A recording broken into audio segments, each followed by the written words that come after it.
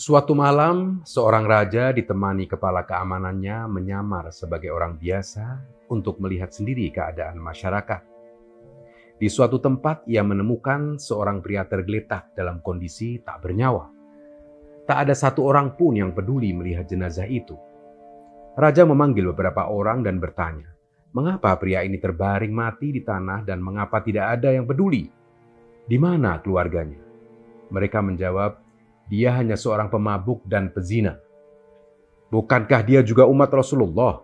Sekarang bantu aku membawanya ke rumahnya, ucap raja dengan nada marah. Akhirnya ia bersama beberapa orang membawa mayat almarhum ke rumahnya. Begitu sampai, semua orang langsung pergi. Tetapi raja dan pembantunya tetap berada di sana. Ketika istri pria itu melihat mayat suaminya, ia menangis lalu berkata, semoga Allah merahmatimu, wahai sahabat Allah. Aku bersaksi bahwa kamu termasuk orang-orang yang soleh. Raja heran mendengar ucapan itu. Bagaimana dia termasuk orang yang saleh? Padahal orang-orang mengatakan ini dan itu tentang dia. Bahkan tidak ada seorang pun yang mempedulikan dia setelah kematiannya, ucapnya.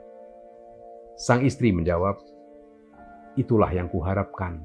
Suamiku pergi ke kedai minuman setiap malam dan membeli anggur sebanyak yang dia bisa. Kemudian dia membawanya pulang dan menuangkan semuanya ke saluran pembuangan, seraya berkata, hari ini aku menyelamatkan sebagian muslim. Dia juga pergi ke seorang pelacur, memberinya uang dan menyuruhnya menutup pintu kamarnya sampai pagi. Setelah itu, dia kembali ke rumah untuk kedua kalinya dan berkata, hari ini aku menyelamatkan seorang wanita muda dan seorang pemuda beriman dari keburukan.